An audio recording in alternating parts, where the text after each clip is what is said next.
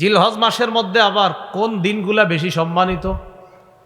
সূরা ফজরের 1-2 নম্বর আয়াতে আল্লাহ বলেন, ওয়াল ফাজরি ওয়ালায়ালিন আশ, ভোরবেলার শপথ এবং 10 রাতের শপথ। আব্দুল্লাহ ইবনে আব্বাস রাদিয়াল্লাহু তাআলা আনহুমা বলেন, এই 10 রাত দ্বারা উদ্দেশ্য জিলহজের প্রথম দশক। তাহলে জিলহজ মাসের মধ্যে আবার প্রথম দশক বেশি মর্যাদাপূর্ণ। সহিহ বুখারীর 969 নম্বর হাদিস। 969 কেমনে হয় বলেন তো? 969 কত হয়? 969 969 নম্বর হাদিস। এই হাদিসের মধ্যে আসছে রাসূলুল্লাহ সাল্লাল্লাহু আলাইহি সাল্লাম বলেন, মা মিন আইয়ামিন আল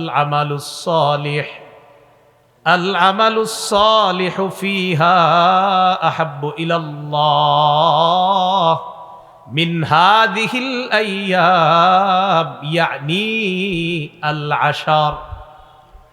রাসূলুল্লাহ সাল্লাল্লাহু আলাইহি সাল্লাম বলেন, যেই দিনগুলোতে মানুষ ইবাদত করে, নেক আমল করে, নেক আমল যেই দিনগুলোতে মানুষ করে, জিলহজ মাসের প্রথম দশকের নেক আমলের মতো এত দামি নেক আমল আল্লাহর কাছে অধিক প্রিয় আর কোনো নেক আমল নাই। এই 10 দিনের নেক আমল আল্লাহর কাছে এত দামি। বলেন তো, আল্লাহ বলছে কয় মাস সম্মানিত? 4 মাস। নবী বলে দিয়েছে কোন 4 মাস? বলেন তো, যেই 4 মাস সম্মানিত, ওই 4 মাসের মাঝে আবার বেশি সম্মানিত কোন মাস?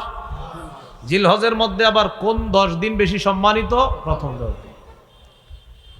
এই 10 দিনের মধ্যে আবার কোন দিনটা বেশি সম্মানিত? এই 10 দিনের মধ্যে। এটা আবার হাদিস থেকে জানি, চলেন। ইবনে মাজার 3931 নম্বর হাদিস আছে। রাসূলুল্লাহ সাল্লাল্লাহু আলাইহি সাল্লাম বলেন, আলা ওয়া ইন্না আহরামাল আইয়াম ইয়াউমুকুম হাদা। শোনো, দিনের মধ্যে সবচাইতে সম্মানিত দিন, দিনসমূহের মধ্যে সর্বোত্তম দিন হলো এই দিনটা, তথা জিলহজ মাসের 10 তারিখ। জিলহজ মাসের 10 তারিখ। মুসনাদে বাজ্জার হাদিসের একটা কিতাব আছে। এই কিতাবের 1128 নম্বর হাদিসের বর্ণনা। রাসূলুল্লাহ সাল্লাল্লাহু আলাইহি সাল্লাম বলেন, আফজলুল আইয়াম আইয়ামুল আশর, আশরি জিলহিজ্জাহ। রাসূলুল্লাহ সাল্লাল্লাহু আলাইহি সাল্লাম বলেন, সর্বোত্তম দিন হলো জিলহজ মাসের প্রথম 10 দিন। আর ইবনে মাজার বর্ণনায় নবী বলেন, এই 10 দিনের মধ্যে আবার শ্রেষ্ঠ দিন হলো জিলহজের 10 তারিখ। এবার ঠান্ডা মাথায় একটু শুনেন। সূরা তাওবার 36 নম্বর আয়াতে আল্লাহ বলেন, 4টি মাস সম্মানিত। সহিহ বুখারীর 4662 নম্বর হাদিসে রাসূল বলেন, জিলকদ, জিলহজ, মুহররম আর রজব, এই 4 মাস সবচেয়ে সম্মানিত। ইবনে মাজার 3931 নম্বর হাদিসে বলেন, এই 4 মাসের মধ্যে আবার জিলহজ মাস সবচেয়ে বেশি সম্মানিত। সূরা ফজরের 2 নম্বর আয়াতের ব্যাখ্যা আব্দুল্লাহ ইবনে আব্বাস বলেন, জিলহজ মাসের মধ্যে প্রথম দশকটা আল্লাহর কাছে বেশি দামি। সহিহ বুখারীর 969 নম্বর হাদিসে আল্লাহ রাসূল বলেন, জিলহজ মাসের প্রথম দশকটা আল্লাহর কাছে বেশি দামি। মুসনাদে বাজ্জারের 1128 নম্বর হাদিসে আল্লাহ রাসূল বলেন, জিলহজ মাসের প্রথম দশক আল্লাহর কাছে বেশি দামি। ইবনে মাজার 3931 নম্বর হাদিসে আল্লাহ রাসূল বলেন, জিলহজ মাসের 10 দিনের মধ্যে সবচাইতে জিলহজের 10 তারিখটা অনেক বেশি ফজিলতপূর্ণ। মান রাআ হিলালা যিলহিজ্জাহ ওয়া আরাদা আন ইউদহিয়া ফালা ইয়াখুযান্না মিন শা'রিহি ওয়া আযফারিহি। যে ব্যক্তি জিলহজ মাসের চাঁদ দেখবে এবং সে যদি কোরবানি দেওয়ার ইচ্ছা করে, সে যেন তার চুল নখ না কাটে, এইগুলা সে যেন না কাটে। হাদিস থেকে কি বুঝলাম? যে কোরবানি দিবে সে চুল কাটবে না, নখ কাটবে না।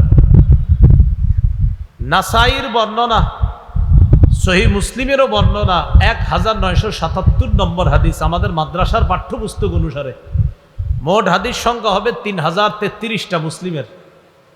এই হাদিসে রাসূলুল্লাহ সাল্লাল্লাহু আলাইহি সাল্লাম বলেন, ইযা রাআইতুম হিলালা যিলহিজ্জাহ ওয়া আরাদা আহাদুকুম আন ইউদহিয়া ফালইউমসিক আন শা'রিহি ওয়া আযফারিহি। রাসূলুল্লাহ সাল্লাল্লাহু আলাইহি সাল্লাম বলেন, তোমরা যখন জিলহজের চাঁদ দেখবা, তোমাদের কেউ যখন কোরবানির ইচ্ছা করে আর জিলহজের চাঁদ দেখে, সে যেন চুল নখ কাটা থেকে বিরত থাকে। তিরমিজি আর মুসলিমের হাদিস থেকে বুঝলাম, যারা কোরবানি দিবে তারা চুল কাটবে না, নখ কাটবে না। নাসাইর অন্য বর্ণনা দ্বারা বোঝা যায়, এক সাহাবী রাসূলুল্লাহ সাল্লাল্লাহু আলাইহি সাল্লামকে বললেন, হুজুর আমার তো এমন একটা প্রাণী আছে, এই প্রাণীর এই অবস্থা, আমারও কি কোরবানি দেওয়া লাগবে? তো নবীজি তার হালাত ছুঁই না বললেন, না না, তোমার কোরবানি দেওয়া লাগবে না। তুমি কোরবানির দিন চুল কাটবা, নখ কাটবা। বুঝেন কি বলে? তুমি কোরবানির দিন চুল নখ কাটবা, এর মানে কোরবানির আগ পর্যন্ত তুমিও চুল কাটবা না, নখ কাটবা না। কোরবানির দিন তুমি চুল নখ কাটবা, অন্যরা কোরবানি করলে যে সওয়াব, তুমি এই আমল করেও সেই সওয়াব পাবা। এখান থেকে বোঝা যায় যে কোরবানি করবে না সেও কোরবানির আগ পর্যন্ত চুল নখ কাটা থেকে বিরত থাকবে, কোরবানির দিন সে চুল নখ কাটবে। এমনকি এই 10 দিন বাচ্চাদেরও চুল না কাটা যদি পারেন, এটা কোনো জরুরি বিষয় না। আব্দুল্লাহ ইবনে ওমর রাদিয়াল্লাহু তাআলা আনহুমা এক এলাকা দিয়ে রওনা করছে। মাররা বিইমরাআতিন তাখুযু মিন শা'রি ইবনিহা, এক মহিলা তার বাচ্চার চুল কাটতেছে, বাচ্চার চুল কাটে। তো ইবনে ওমর বললেন, আহা, তুমি যদি কোরবানির দিন পর্যন্ত একটু অপেক্ষা করতা, তারপর যদি চুলটা কাটতা, কি বোঝা যায়? বাচ্চার মাকে ইবনে ওমর রাদিয়াল্লাহু তাআলা আনহুমা বললেন, তুমি যদি কোরবানির দিন পর্যন্ত অপেক্ষা করতা, তারপর যদি চুলটা কাটতা। এখান থেকে বোঝা যায় বাচ্চাদেরও 10 দিন পর্যন্ত আপনার চুল না কাটা, এটি কিন্তু জরুরি বিষয় না, যদি করেন খুব ভালো। তাহলে জিলহজের প্রথম কাজ পাইলাম আমরা, চুল নখ না কাটা। জিলহজ মাসের দ্বিতীয় করণীয়, আজকে যারা রোজা রাখছেন আলহামদুলিল্লাহ, যারা রাখতে পারেন নাই বাকি আরো 8টা আছে। তো নিয়ম ছিল 9টা রোজা রাখা, যদি পারেন আজকে না রাখলেও সমস্যা নেই, বাকি 8টা রাখার চেষ্টা করেন। তো দ্বিতীয় করণীয় জিলহজের 9টা রোজা রাখা। আবু দাউদের বর্ণনা 2437 নম্বর হাদিস, 2437 নম্বর হাদিস। এই হাদিসের মধ্যে আসছে, কানা রাসূলুল্লাহ সাল্লাল্লাহু আলাইহি ওয়াসাল্লাম ইয়াসুমু তিসআ জিলহিজ্জাহ।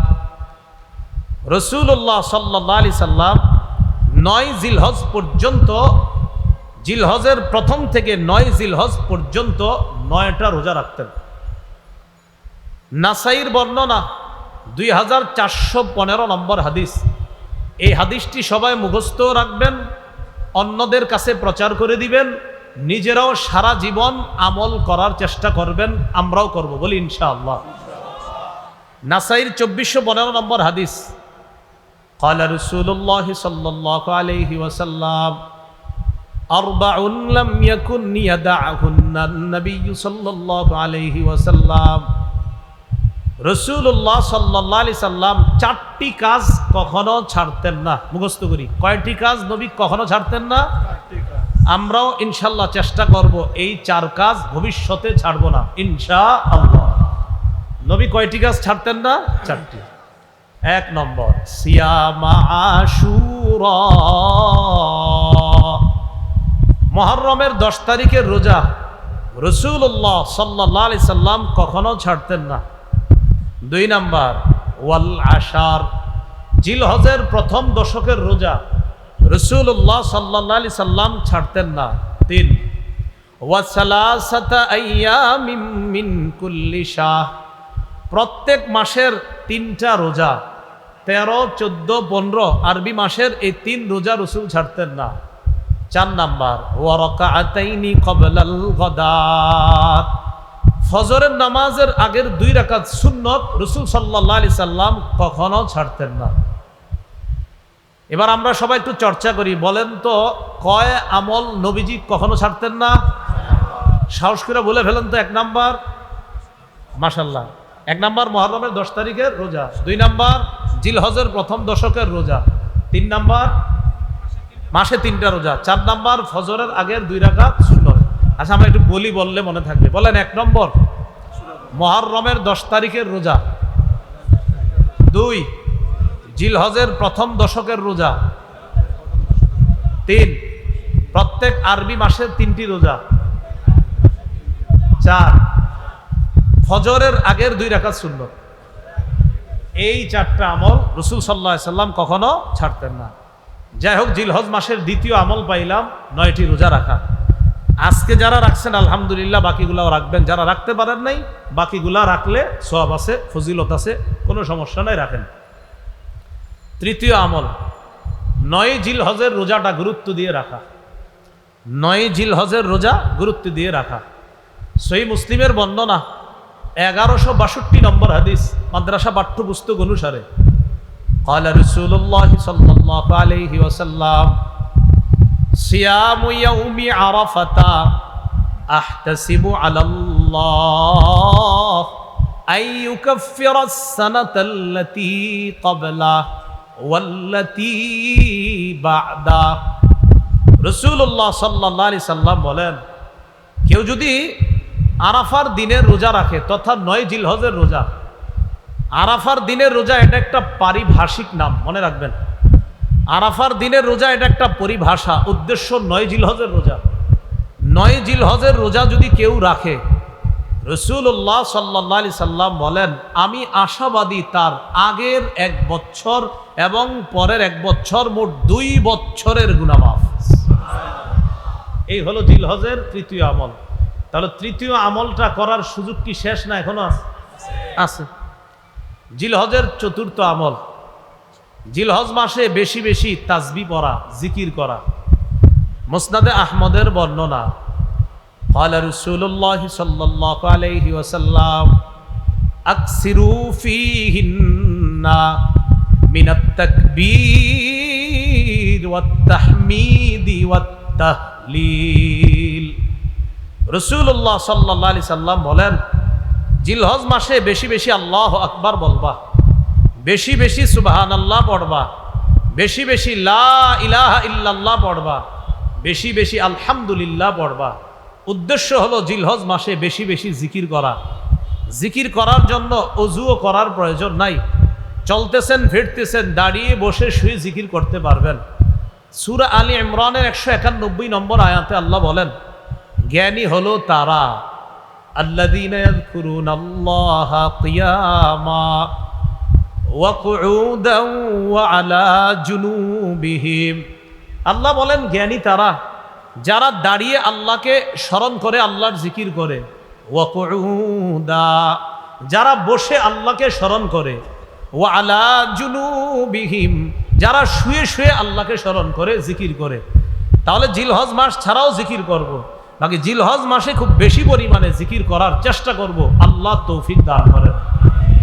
জিলহজ মাসের 5 নম্বর আমল, 9 জিলহজ ফজর নামাজ থেকে নিয়ে 13ই জিলহজ আসর পর্যন্ত মোট 23 ওয়াক্ত নামাজের পরে পড়ি একবার মহব্বতে, আল্লাহু আকবার, আল্লাহু আকবার, লা ইলাহা ইল্লাল্লাহু ওয়াল্লাহু আকবার।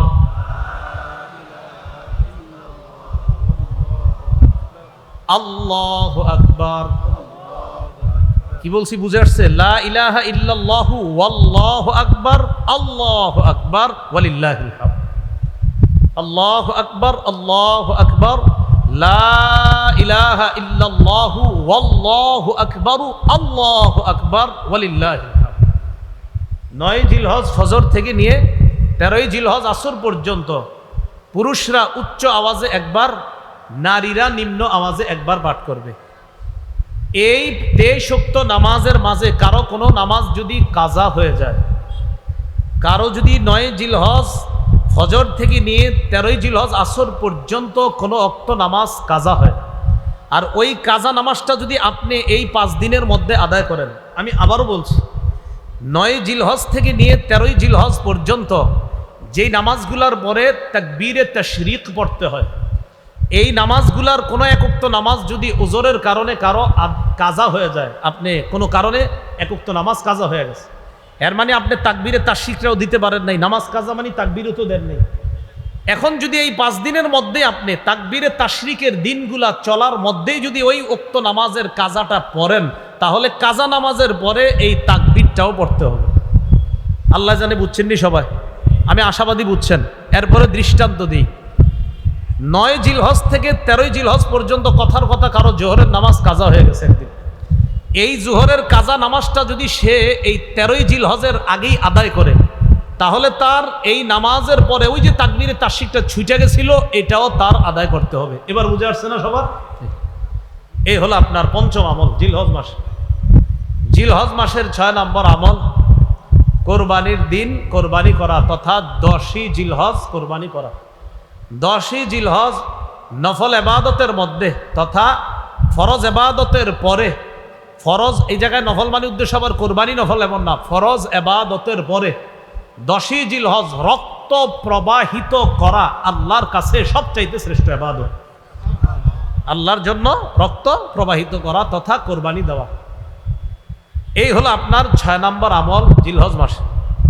জিলহজ মাসের 7 নম্বর আমল সবচাইতে গুরুত্বপূর্ণ আমল, সেটা হলো যাদেরকে আল্লাহ সামর্থ্য দিয়েছে তারা হজ করা। সূরা আলী ইমরানের 97 নম্বর আয়াতে আল্লাহ পাক রব্বুল আলামিন বলেন, ওয়ালিল্লাহি আলান নাসি হিজ্জুল বাইতি মান ইসতাতাআ ইলাইহি সাবিলা।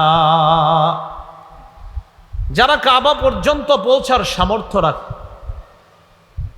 যাদেরকে আল্লাহ এই পরিমাণ সামর্থ্য দান করেছে যে তারা প্রয়োজনের অতিরিক্ত অর্থ সম্পদ দিয়ে কাবায় গিয়ে আবার দেশে ফিরে আসার সামর্থ্য রাখে, তাদের জন্য আল্লাহকে খুশি করার জন্য এদের উপর হজ করা ফরজ। হাদিসে কুদসির মধ্যে আল্লাহ পাক রব্বুল আলামিন বলেন, সহিহ ইবনে হিব্বান হাদিসের কিতাবে আসছে, আল্লাহ পাক রব্বুল আলামিন বলেন, ইন্না আবদান সাহহাহতু লাহু জিসমা ওয়া ওয়াসসা'তু আলাইহি ফিল মাঈশা তামজি আলাইহি খামসাতু আ'ওয়াম লা ইয়াফিদু ইলাইয়া লামাহরুম। আল্লাহ বলেন, আমি যাকে সুস্থ রাখলাম আর যাকে এই পরিমাণ সামর্থ্য দান করলাম যে আমার ঘর পর্যন্ত আসার সামর্থ্য আমি তাকে দিয়েছি, এইভাবে 5 বছর কেটে গেছে সে আমার ঘরে হজ করতে আসে না। কোনো বান্দার শরীর সুস্থ রাখলাম, তাকে আমি এই পরিমাণ সামর্থ্য দিছি যে সে হজ করতে পারতো, 5 বছর হয়ে গেছে সে হজ করে না। আল্লাহ বলেন লামাহরুম, সে হতবাগা, সে কপাল পোড়া, সে বঞ্চিত। হজ ফরজ হয়েছে, আসে না, কয় বছর হয়ে গেছে? 5 বছর। যাবো যায় না, 5 বছর হয়েছে। আল্লাহ কয় তাকে সামর্থ্য দিলাম, আমি তাকে সামর্থ্য দান করলাম। আল্লাহ তাআলা বলছেন আমি তাকে সামর্থ্য দিলাম, সুস্থ রাখলাম, এরপরে আমার কাছে আসে না 5 বছর, সে বঞ্চিত, সে হতবাগা, সে কপাল পোড়া। যাদেরকে হজের সামর্থ্য আল্লাহ দিয়েছেন তারা যেন অতি দ্রুত হজ সম্পাদন করতে পারে, আল্লাহ তৌফিক দান করেন। সহিহ মুসলিমের বর্ণনা 1337 নম্বর হাদিস, 1337 মাদ্রাসা পাঠ্যপুস্তক অনুসারে রাসূলুল্লাহ সাল্লাল্লাহু আলাইহি সাল্লাম বলেন, قد فرض عليكم الحاج وفي رواية إن الله كتب عليكم الحاج فحجوا। রাসূলুল্লাহ সাল্লাল্লাহু আলাইহি সাল্লাম বলেন, তোমাদের উপর হজ ফরজ করা হয়েছে। অন্য বর্ণনায় নবী বলেন, আল্লাহ তোমাদের উপর হজ ফরজ করেছেন, ফাহুজ্জু, তোমরা হজ করো। ফাকালা রাজুলুন আকুল্লা আমিন ইয়া রাসূলুল্লাহ। এক ব্যক্তি রাসূলুল্লাহ সাল্লাল্লাহু আলাইহি সাল্লামের কাছে জানতে চাইলেন, হে আল্লাহর হাবিব, হজ কি প্রতি বছর ফরজ? ফাসাকাতা, রাসূলুল্লাহ সাল্লাল্লাহু আলাইহি সাল্লাম চুপ রইলেন।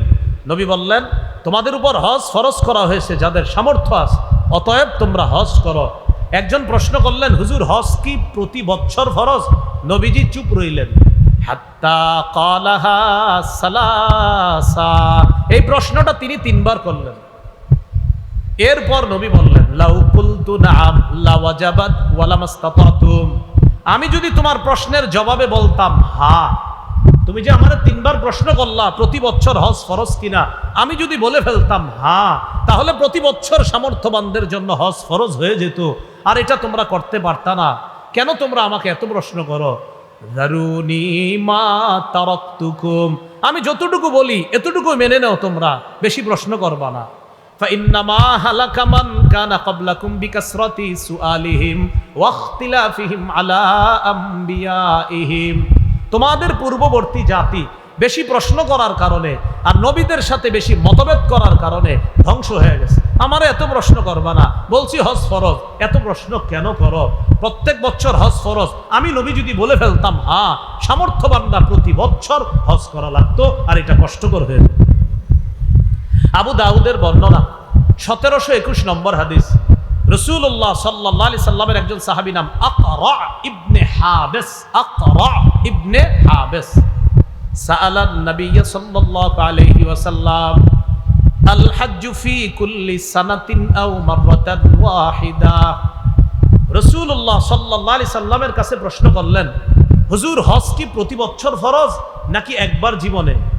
নবীজি সাল্লাল্লাহু আলাইহি সাল্লাম জবাব দিলেন, বাল মাররাতান ওয়াহিদা, না, সামর্থ্যবানদের জন্য জীবনে একবার হজ ফরজ, প্রতি বছর না, বরং জীবনে কয়বার হজ ফরজ?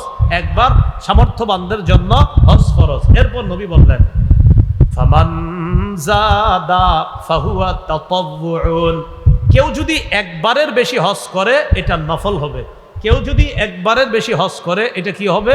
নফল হবে। এই হলো আপনার হজের ফরজিয়ত। যাদেরকে সামর্থ্য দিছে তারা হজ করা। ভাই, যাদের সামর্থ্য আছে তাড়াতাড়ি হজ করেন।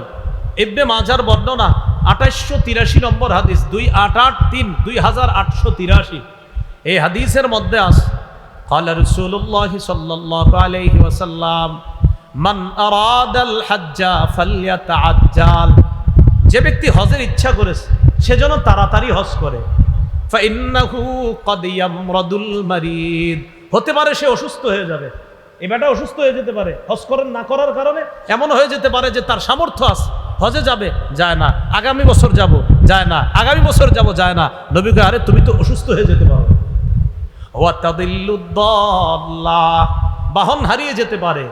ওয়া তারিদুল হাজা, প্রয়োজন এসে যেতে পারে, তখন আর তুমি হজ করতে চাইলেও করতে পারবা না। দেখেন, করোনার আগে অনেক মানুষ হজের টাকা জমাইছে, করোনা আসলো, হজ বন্ধ করে দিল, যেতে পারলো না, আত্মীয় স্বজন বিপদে পড়লো, তাদেরকে টাকা বিলিয়ে দিল। দেখেন, নবী বলছে প্রয়োজন যে কখন আসবে তুমি কিন্তু জানো না, তাই হজের ইচ্ছা করলে তাড়াতাড়ি হজ করে ফেলো। আমরা কি কেউ জানতাম করোনা আসবে? তাহলে দেখেন, এই জন্য যাদের হজ ফরজ, ভাই হজটা করে ফেলেন। আব্দুল্লাহ ইবনে আব্বাস রাদিয়াল্লাহু তাআলা আনহুমার বর্ণনা, সহিহ ইবনে খুজাইমার বর্ণনা, রাসূলুল্লাহ সাল্লাল্লাহু আলাইহি সাল্লামের এই বিশিষ্ট সাহাবী বলেন, তাআজ্জালু ইলাল হজ্জি ইয়ানি আল ফরিদা, তোমরা তাড়াতাড়ি হজ করো। ফা ইন্না আহাদাকুম লা ইয়াদরি মা ইয়ারিদু লা, তোমাদের কেউ জানে না কোন প্রয়োজন তার সামনে এসে যেতে পারে, তাই প্রয়োজন আসার আগে হজ আদায় করে ফেলো। বলেন তো, হজে গেলে আল্লাহর একটা শ্রেষ্ঠ ঘর দেখতে পাই, এটাকে কি বলে? কাবা। বলেন, কি বলে? কাবা।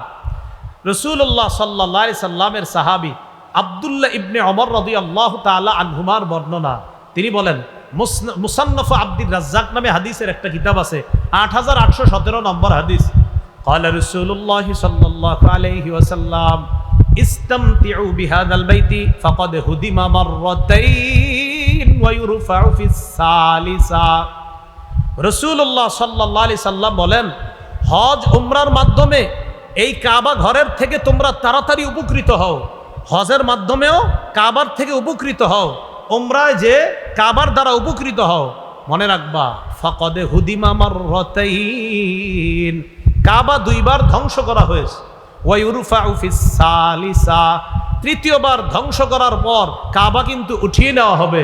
তাই কাবা উঠিয়ে নেওয়ার আগে তাড়াতাড়ি হজে যাও, উমরায় গিয়ে ওই কাবার দ্বারা উপকৃত হওয়ার চেষ্টা করো। আল্লাহ আমাদের সকলকে, যাদের হজের তৌফিক হয়েছে এখনো যাইতেছি না, আমরা হজের সামর্থ্য আছে যাইতেছি না, আল্লাহ দ্রুত হজ করার তৌফিক দান করেন। ওমর ইবনুল খাত্তাব রাদিয়াল্লাহু তাআলা আনহুর বর্ণনা, তাফসীর ইবনে কাসীরের মধ্যে মুহাম্মদ আলাই এই বর্ণনাটা আনছেন। তিনি বলেন, قال عمر بن الخطاب رضي الله تعالى عنه من أطاق الحج فلم يحج فسواء عليه أن يموت يهوديا أو نصرانيا। কোন ব্যক্তি হজের সামর্থ্য হলো কিন্তু হজ করলো না, সে ইহুদি হয়ে মারা যাক অথবা খ্রিস্টান হয়ে মারা যাক, এতে আল্লাহর কিছু আসে যায় না। যে ব্যক্তি হজের সামর্থ্য হয়, সামর্থ্য পাওয়ার পরেও সে হজে যায় না, যে ব্যক্তি হজে যাওয়ার যোগ্যতা অর্জন করেছে, হজে যাওয়ার সামর্থ্যবান হয়েছে কিন্তু হজে যায় না, এই ব্যক্তি ইহুদি হয়ে মারা যাক অথবা খ্রিস্টান হয়ে মারা যাক, এতে আল্লাহর কিছু আসে যায় না। নাউজুবিল্লাহ, আওয়াজ দিয়ে বলি। আল্লাহ আমাদের সকলকে, আমরা যেন হজ করতে পারি, সকলকে আল্লাহ তৌফিক দান করেন। যাদের টাকা আছে, অর্থ এই বর্তমানে আছে, তারা তো করবো, যাদের অর্থ নাই তারাও নিয়ত করেন যেন আল্লাহ ব্যবস্থা করে দেয়। অনেকে আবার হজে না গিয়ে নিজের সন্ন্যাস দাবি করে, আমি সন্ন্যাসী তাই হজে যাবো না। উনি সন্ন্যাসী, উনি আল্লাহর ওলি, এই জন্য হজে যাবে না। উনি কি সুন্দর কথা, উনি সন্ন্যাসী, হজে গেলে মানুষ দেখে ফেলবে, মানুষ বলবে এই লোকটা কাবার সামনে আসছে, এই জন্য মানুষের দেখানো, যেহেতু মানুষ দেখে ফেলবে এই জন্য উনি হজে যাবে না। এটা সন্ন্যাসগিরি।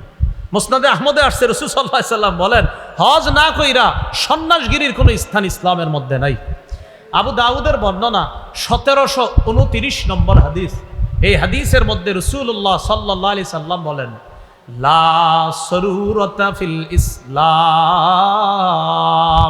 হজ না করে ইসলামের মধ্যে কোনো বিরাগ্যতা করা, কোনো বৈরাগ্যতা দেখানো, এটার স্থান ইসলামের মধ্যে নাই। তাহলে বলেন তো, হজ ফরজ, সামর্থ্যবান হওয়ার পরেও এই ফরজ হজ অস্বীকার করে কেউ যদি বলে আমি বৈরাগী হয়ে গেছি, আমি সন্ন্যাসী হয়ে গেছি, হজে গেলে মানুষ আমাকে দেখবে, এটা কি বলেন, এটা কি বৈরাগ্যতা নাকি ভণ্ডামি? ওনার হজ ফরজ যায় না কেন? মানুষ দেখে ফেলবে, এই জন্য যায় না। রাসূল বলেন এই জাতীয় সন্ন্যাসগিরি ইসলামের মধ্যে নাই। আল্লাহ আমাদেরকে বুঝার তৌফিক দান করেন। এবার মন দিয়ে 11টা কথা শুনবেন। কয়টা? এতক্ষণ আলোচনা এক অংশ গেল, এখন সর্বশেষ 11টা কথা মন দিয়ে শুনেন। 1 নাম্বার, হজের ফজিলত। এই হজের ফজিলতের ক্ষেত্রে 4টি হাদিস বলতেছি, মন দিয়ে শুনেন। তিরমিজির বর্ণনা 811 নম্বর হাদিস। قال رسول الله صلى الله عليه وسلم من حج فلم يرفث ولم يفسق غفر له ما تقدم من ذنبه। যে ব্যক্তি হজ করলো, হজের মধ্যে অশ্লীল কথা বলল না আর অশ্লীল কাজ করলো না, তার আগের গুনাহগুলা মাফ করে দেওয়া হলো। আরেকটা ফজিলত শুনেন, সহিহ বুখারীর বর্ণনা 1521 নম্বর হাদিস। قال رسول الله صلى الله عليه وسلم من حج لله فلم يرفث ولم يفسق رجع كيوم ولدته امه। রাসূলুল্লাহ সাল্লাল্লাহু আলাইহি সাল্লাম বলেন, কেউ যদি আল্লাহর জন্য হজ করে, হজের মধ্যে যদি অশ্লীল কথা না বলে, অশ্লীল কাজ না করে, তার মা তাকে জন্ম দিলে যেমন নিষ্পাপ, এমন নিষ্পাপ সদ্য নবজাতক শিশুর মতো সে হজ থেকে ফিরে আসবে। আরেকটা ফজিলত শুনেন, قال رسول الله صلى الله عليه وسلم من حج لله فقضى مناسكه। যে ব্যক্তি আল্লাহর জন্য হজ করে আর হজের বিধিবিধানগুলো সঠিকভাবে পালন করে, ওয়াসালিমাল মুসলিমুনা মিন লিসানিহি ওয়া ইয়াদিহি, হজে যাওয়ার পর এই ব্যক্তির হাত এবং জবান থেকে কষ্ট দেওয়া থেকে অন্য হাজিরা যদি নিরাপদ থাকে। আপনি হজে গেলেন, আমি হজে গেলাম, যাওয়ার পর আমার জবানের কষ্ট দেওয়া আর আমার হাতের কষ্ট দেওয়া থেকে অন্য মুসলমান, অন্য হাজি যদি নিরাপদ থাকে, গফিরা লাহু মা তাকদ্দামা মিন যামবি, নবী বলেন তার আগের গুনাহগুলা মাফ।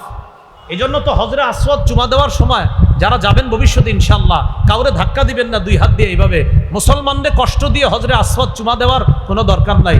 যদি পারেন আস্তে ধীরে ধীরস্থির ভাবে গিয়ে চুমা দিবেন, তো আরেক মুসলমানকে ধাক্কা মেরে আপনি ফেলে দিয়ে হজরে আসওয়াদকে চুম্বন করবেন, এই বিধান আর এই অধিকার ইসলাম আপনাকে দেয় নাই। মুসলমানকে কষ্ট দেওয়া যাবে না। হ্যাঁ, আপনি আস্তে ধীরে গিয়ে হজরে আসওয়াদকে চুমা দেন, অথবা আপনি চান্স খুঁজতে থাকেন, কয়েকবার চক্কর দিতে থাকেন। কারণ আপনি তওয়াফ করলেই দেখবেন প্রথমে দূরে আছেন, দ্বিতীয় তওয়াফে দেখবেন আরেকটু কাছে আসতে পারবেন, এরকম তওয়াফে বারবার যাইতে যাইতে দেখবেন কাছাকাছি হয়ে যাবেন, ইনশাল্লাহ সুযোগ পেয়ে যাবেন। বুঝাইতে চাইলাম, পাথর চুমা দিতে গিয়ে আপনার হাত, আপনার জবান দিয়ে অন্য কোনো মুসলমান যেন কষ্ট না পায়। চুমা তো অবশ্যই দেওয়ার চেষ্টা করবেন, কিন্তু মুসলমানকে অবশ্যই কষ্ট দিবেন না। 2টা কথা বলছি, অবশ্যই চুমা দেওয়ার চেষ্টা করবেন পাথর, আবার অবশ্যই মুসলমানকে কষ্ট না দেওয়ার চেষ্টা করবেন। কথা বুঝে আসবে? এটাও করা যাবে না, আবার এটা করতে হবে। পাথরেও চুমা দিব ইনশাল্লাহ, আবার মুসলমানকে কষ্ট দেওয়া যাবে না। এইগুলো আপনার হজের আরেকটা ফজিলত বলি। মুসলিম শরীফের বর্ণনা 121 নম্বর হাদিস, একদম শুরু দিকে আছে। নবীর সাহাবী আমর ইবনুল আস রাদিয়াল্লাহু তাআলা মারা যাবে অবস্থা, মনটা খারাপ, মুমূর্ষু অবস্থায় সাহাবীরা তার পাশে। তখন তাকে সান্ত্বনা দিয়ে সাহাবায়ে কেরাম বললেন, আমা আলিমতা ইয়া আমরু আন্নাল ইসলামা ইয়াহদিমু মা কানা ক্বাবলা। আমার এত চিন্তা করো কেন? তুমি কি জানো না ইসলাম তার আগের গুনাহগুলা ধুয়ে মুছে মিটিয়ে দেয়, ধ্বংস করে দেয়। আরে তুমি তো মুসলমান হয়েছো, তুমি তো ইসলাম গ্রহণ করেছো, এর মানে ইসলাম গ্রহণ করাটাই তোমার আগের গুনাহ মাফের জন্য যথেষ্ট হয়ে গেছে। আমা আলিমতা আন্নাল ইসলামা ইয়াহদিমু মা কানা ক্বাবলা ওয়া আন্নাল হিজরাতা তাহদিমু মা কানা ক্বাবলাহা। হিজরত করলে হিজরত আগের গুনাহগুলা ধ্বংস করে দেয়, ধুয়ে মুছে সাফ করে দেয়। ওয়া আন্নাল হাজ্জা ইয়াহদিমু মা কানা ক্বাবলা, হজ করলে হজ তার আগের গুনাহগুলা ধ্বংস করে দেয়, ধুয়ে মুছে সাফ করে দেয়। কয়টা কথা জানি বলবো? 11টা। 11টার মধ্যে এই প্রথম কথা গেল হজের ফজিলত। এবার দ্বিতীয় কথা, হজ্জে মাবরুরের ফজিলত। এতক্ষণ বলছি হজের ফজিলত, এখন জানবো হজ্জে মাবরুরের ফজিলত। আল্লাহর কাছে সবাই দোয়া করবেন, আত্মীয় স্বজন যারা হজে গেছে, আল্লাহ আমার ওই আত্মীয়কে আপনি হজ্জে মাবরুর নসিব করবেন, এই দোয়া করবেন। হজ্জে মাবরুরের ফজিলত শোনেন, সহিহ বুখারী 1773 নম্বর হাদিস। قال رسول الله صلى الله عليه وسلم العمرة إلى العمرة كفارة لما بينهما। এক উমরা আর আরেক উমরা, দুই উমরার মাঝে যেই গুনাহগুলা হয়, পরবর্তী উমরা আগের গুনার জন্য কাফফারা হয়ে যায়। ওয়াল হজ্জুল মাবরুর লাইসা লাহু জাযাউন ইল্লাল জান্নাহ। নবীজি বলেন, হজ্জে মাবরুরের প্রতিদান একমাত্র আল্লাহর জান্নাত। হজ্জে মাবরুরের প্রতিদান আল্লাহর জান্নাত। আরেকটা ফজিলত শুনেন হজ্জে মাবরুরের, তিরমিজির বর্ণনা 810 নম্বর হাদিস। قال رسول الله صلى الله عليه وسلم تابعوا بين الحج والعمرة فإنهما ينفيان الفقر والذنوب كما ينفي الكير خبث الحديد والذهب والفضة। রাসূলুল্লাহ সাল্লাল্লাহু আলাইহি সাল্লাম বলেন, কামারের হাপর, লোহা, স্বর্ণ আর রূপার জং ময়লা যেমন দূর করে দেয়, হজ আর উমরা দারিদ্রতা এবং গুনাহকে এইভাবে দূর করে দেয়, ধুয়ে মুছে সাফ করে দেয়। হজে গেলে টাকা খরচ হয় না? হয় না? হজে গেলে টাকা খরচ হয় কিনা? নবীজি বলেন, টাকা দেখতেছো খরচ হয়, তোমার দারিদ্রতা দূর হয়। সুবহানাল্লাহ। আরে ভাই, টাকা গেলে কি টাকা কমলো না বাড়লো? বলেন, কমলো। টাকা গেলে কি কমলো না? আমার যে এই যে 7 লাখ টাকা হজে যাবে, এটা কি বাড়লো না কমলো? নবীজি কয়, তোমার দারিদ্রতা দূর হইছে। হজ করলে দারিদ্রতা দূর হবে, গুনাহ দূর হবে। যেমন কামারের হাপর, লোহার ময়লা জং, স্বর্ণ রূপার ময়লা জং দূর করে দেয়, হজ করলে দারিদ্রতা এবং গুনাহগুলাকে এইভাবে ধুয়ে মুছে সাফ করে দেয়। এরপরে শেষে নবী বলেন, ওয়ালাইসা লিল হাজ্জাতিল মাবরুরাতি সাওয়াবুন ইল্লাল জান্নাহ। হজ্জে মাবরুরের প্রতিদান সওয়াব একমাত্র আল্লাহর জান্নাত। হজ্জে মাবরুর যদি আল্লাহ কাউকে নসিব করে, তার সওয়াব, তার প্রতিদান, সেটা মরার পরেই আল্লাহর জান্নাতের মেহমান হয়ে যায়। হজ্জে মাবরুর কি জিনিস? সাহাবীরা প্রশ্ন করছে, ওয়া মা বিরুহু ইয়া রাসূলুল্লাহ। হুজুর, হজের মধ্যে মাবরুর জিনিসটা কি? বীর জিনিসটা কি? সদাচার কি? নবীজি বললেন, ইতআমুত তাআম ওয়া তিবুল কালাম। হজের মধ্যে অন্য হাজী সাহেবকে খাওয়ানো আর উত্তম কথা বলা, ওই হজটা আশা করা যায় হজ্জে মাবরুর হিসাবে কবুল হবে। হজে গিয়ে হাজী সাহেবরে খাওয়াবেন আর সুন্দর কথা বলবেন, তো আশা করা যায় এই হজ হজ্জে মাবরুর হিসাবে আল্লাহ কবুল করবেন। এই গেল 2 নম্বর কথা। 3 নম্বর কথা, হজ্জে মাবরুর হলো সবচাইতে শ্রেষ্ঠ আমল। হজ্জে মাবরুর সবচাইতে শ্রেষ্ঠ আমল। সহিহ বুখারীর বর্ণনা 26 নম্বর হাদিস। সুইলা রাসূলুল্লাহ সাল্লাল্লাহু আলাইহি ওয়াসাল্লাম আইয়ুল আমালি আফজালু ইয়া রাসূলুল্লাহ। রাসূলুল্লাহ সাল্লাল্লাহু আলাইহি সাল্লামকে প্রশ্ন করা হলো, কোন আমল সবচাইতে শ্রেষ্ঠ? নবীজি বললেন, ঈমানুন বিল্লাহি ওয়া রাসূলি। আল্লাহর প্রতি ঈমান আনা, রাসূলের প্রতি ঈমান আনা সবচাইতে শ্রেষ্ঠ আমল। কিলা সুম্মা মাজা। এরপর কোনটা? নবীজি বললেন, আল জিহাদু ফি সাবিলিল্লাহ। এরপর শ্রেষ্ঠ আমল হলো আল্লাহর রাস্তায় জিহাদ করা। কিলা সুম্মা মাজা। এরপর শ্রেষ্ঠ আমল কোনটা? নবীজি বললেন, হজ্জুন মাবরুর। হজ্জে মাবরুর যদি আল্লাহ কাউকে নসিব করে, এটা হলো এরপর সবচাইতে শ্রেষ্ঠ আমল, সবচাইতে শ্রেষ্ঠ ইবাদত। তাহলে হজ্জে মাবরুর এটা একটা শ্রেষ্ঠ ইবাদত। অন্য হাদিসের মধ্যে আসছে, নবীজি বলেন, হাজ্জাতুন বাররাতুন তাবজুলু সাইরাল আমাল কামা বাইনা মাতলিইশ শামসি ইলা মাগরিবিহা। সূর্যের উদয়স্থল অস্তস্থল তথা পূর্ব পশ্চিমের দূরত্ব যতটা, হজ্জে মাবরুরের ফজিলত অন্য আমলের তুলনায় আল্লাহর কাছে এই পরিমাণ দূরত্ব। হজ্জে মাবরুর। আল্লাহ আমাদের সকলকে হজ্জে মাবরুর যেন করতে পারি তৌফিক দান করেন। 4 নাম্বার, বলেন আমার সাথে, মহিলাদের বলেন, শ্রেষ্ঠ জিহাদ হজ্জে মাবরুর। আবার মহিলাদের শ্রেষ্ঠ জিহাদ হজ্জে মাবরুর। সহিহ বুখারীর বর্ণনা 1520 নম্বর হাদিস।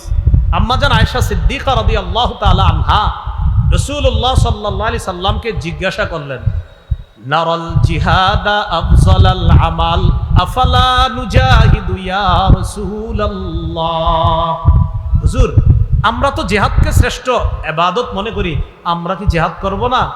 রাসূলুল্লাহ সাল্লাল্লাহু আলাইহি সাল্লাম বললেন, লা, না, তোমরা জিহাদ করবা না।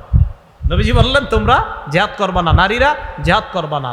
ওয়ালাকিন্না আফজালাল জিহাদ আল হাজ্জু ওয়াল উমরা। তোমরা নারীরা যারা, তোমাদের শ্রেষ্ঠ জিহাদ হলো হজ করা, উমরা করা। হজ্জুন মাবরুর, হজ্জে মাবরুর যদি তোমাদের নারীদেরকে আল্লাহ নসিব করে, এই হজ্জে মাবরুর করাটাই তোমাদের জন্য শ্রেষ্ঠ জিহাদ। তাহলে নারীদের জন্য শ্রেষ্ঠ জিহাদ কি করা? হজ্জে মাবরুর। ক্বালা রাসূলুল্লাহ সাল্লাল্লাহু আলাইহি ওয়াসাল্লাম, জিহাদুল কাবীরি ওয়াদ দাঈফি ওয়াল মারআতি আল হজ্জ ওয়াল উমরা। রাসূলুল্লাহ সাল্লাল্লাহু আলাইহি সাল্লাম বলেন, বুড়া মানুষের জিহাদ, দুর্বলের জিহাদ, নারীর জিহাদ হলো হজ করা, উমরা করা। বৃদ্ধ মানুষের জিহাদ হজ করা, উমরা করা। দুর্বলের জিহাদ হজ করা, উমরা করা। ছোট মানুষের, আপনার বৃদ্ধের জিহাদ, নারীর জিহাদ হলো হজ করা, উমরা করা। এবার একটা মজার হাদিস বলি আপনাদেরকে। এক ব্যক্তি রাসূলুল্লাহ সাল্লাল্লাহু আলাইহি সাল্লামের কাছে আসার পরে বলে, ইন্নী জাবানুন ওয়া ইন্নী দাঈফুন। হুজুর, আমি ভীরু, আমি দুর্বল, আমি তো জিহাদ করতে পারি না। হুজুর, এমন জিহাদ আসেনি যে জিহাদ, আমি দুর্বল মানুষ কিন্তু আমি তো জিহাদে যাইতে ভয় পাই, আমার আসলেই দুর্বলতা, আমি কি করবো হুজুর? নবীজি বললেন, তোমার জন্য একটা জিহাদ আছে। সুবহানাল্লাহ। হালুম্মা ইলাল জিহাদিলা শাওকাতা ফি। আসো তুমি এমন জিহাদের দিকে, যে জিহাদে কোনো অস্ত্র শস্ত্রের প্রয়োজন হয় না, শত্রুর প্রয়োজন হয় না। এটা হলো আল হাজ্জু, হজ করা। তুমি হজ করলেই জিহাদের সওয়াব পাবে। ওই উনি দুর্বল ছিলেন, তো নবী বুঝাইলেন, তোমার মতো দুর্বল যারা, তোমাদের জিহাদ হলো হজ করা। এইগুলো আজকের আমার শেষ দিকের যে 11টা কথা বলবো, এর 4 নাম্বার কথা, নারীদের জিহাদ, দুর্বলের জিহাদ এবং বৃদ্ধ মানুষের জিহাদ, হজ করা, উমরা করা। আল্লাহ আমাদের সকলকে কথাগুলো বুঝার তৌফিক দান করেন। যাদের বৃদ্ধ বাবা আছে, দেখেন না, যদি শক্তি সামর্থ্য থাকে হজ করাইতে পারেন কিনা, আল্লাহ তৌফিক দান করেন। 5 নাম্বার কথা একটু বলেন আমার সাথে, হাজি সাহেব, উমরা আদায়কারীগণ, তাদের দোয়া আল্লাহ কবুল করেন। ইবনে মাজার বর্ণনা 2892, 2893 এই 2 হাদিসের মধ্যে আছে, ক্বালা রাসূলুল্লাহ সাল্লাল্লাহু আলাইহি ওয়াসাল্লাম, আল হুজ্জাজ ওয়াল উম্মার ওয়াফদুল্লাহ। আরেক বর্ণনায়, আল গাজী ওয়াল হাজ ওয়াল মু'তামির ওয়াফদুল্লাহ। আরেক বর্ণনায়, ওয়াফদুল্লাহি সালাসা, আল গাজী ওয়াল হাজ ওয়াল মু'তামির। রাসূলুল্লাহ সাল্লাল্লাহু আলাইহি সাল্লাম বলেন, 3 ব্যক্তি আল্লাহর প্রতিনিধি। বলেন, কয় ব্যক্তি আল্লাহর প্রতিনিধি? আবার কয় ব্যক্তি আল্লাহর প্রতিনিধি? বলেন, 1 মুজাহিদ, 2 হাজি সাহেব, 3 উমরা আদায়কারী। নবীজি বলেন, ইনিস্তাগফারুহু গফারা লাহুম। তারা আল্লাহর কাছে ক্ষমা চাইলেই আল্লাহ মাফ করে দেয়। পরের বর্ণনায় নবী বলেন, দাআহুম ফাআজাবু। দেখেন কি বলে, আল্লাহ তাদেরকে ডেকেছে, তারা সাড়া দিয়েছে। সাআলুহু ফাআতাহুম। তারা আল্লাহর কাছে চেয়েছে, আল্লাহ তাদেরকে দিয়েছে। এবার দেখেন, আল্লাহ ডেকেছে, তারা গিয়েছে, তারা চেয়েছে, আল্লাহ দিয়েছে। আবার বলি আমি, দাআহুম ফাআজাবুহু সাআলুহু ফাআতাহুম। আল্লাহ হাজী সাহেবদেরকে ডেকেছে, তারা আল্লাহর ডাকে সাড়া দিয়েছে। এবার তারা আল্লাহর কাছে চেয়েছে, আল্লাহ তাদেরকে দিয়েছে। তাহলে আবার সুন্দর মতো বলি, দেখেন, আল্লাহ তাদেরকে ডেকেছে, তারা সাড়া দিয়েছে। এবার তারা ডেকেছে, আল্লাহ সাড়া দিয়েছে। হাজী সাহেব, তো হাজী সাহেব উমরা আদায়কারীগণ আল্লাহর কাছে দোয়া করে, যা বলে তাই দিয়ে দেয়। 6 নাম্বার, হাজী সাহেবরও আল্লাহ মাফ করে দেয়। হাজী সাহেব আমাদের জন্য যদি আল্লাহর কাছে বলে, আল্লাহ তাদেরকেও আপনি মাফ করেন, তো আল্লাহ তাদেরকেও মাফ করেন। قال رسول الله صلى الله عليه وسلم يغفر الله للحاج ولمن استغفر له الحاج। রাসূলুল্লাহ সাল্লাল্লাহু আলাইহি সাল্লাম বলেন, আল্লাহ পাক রব্বুল আলামিন হাজী সাহেবকেও মাফ করে, হাজী যার জন্য ক্ষমা চায় আল্লাহ তাকেও মাফ করে দেয়। তাহলে আমরা যারা হজে গিয়েছে তাদেরকে ফোন করে এই কথা বলা যে আমার জন্য আপনি আল্লাহর কাছে দোয়া করবেন, কারণ হাজী যার জন্য দোয়া করবে আল্লাহ তাকেও মাফ করে দিবে। এগুলো 6 নম্বর কথা। 7, হজে গেলে কষ্ট হয়, হজে গেলে খরচ হয়। হজে গেলে কষ্ট হয়, হজে গেলে খরচও হয়। আম্মাজান আয়েশা সিদ্দিকা রাদিয়াল্লাহু তাআলা আনহা বর্ণনা, তাকে রাসূলুল্লাহ সাল্লাল্লাহু আলাইহি সাল্লাম বলেন, ইন্না লাকি মিনাল আজরি আলা কদরি নাসাবিকি ওয়া নাফাকাতিক।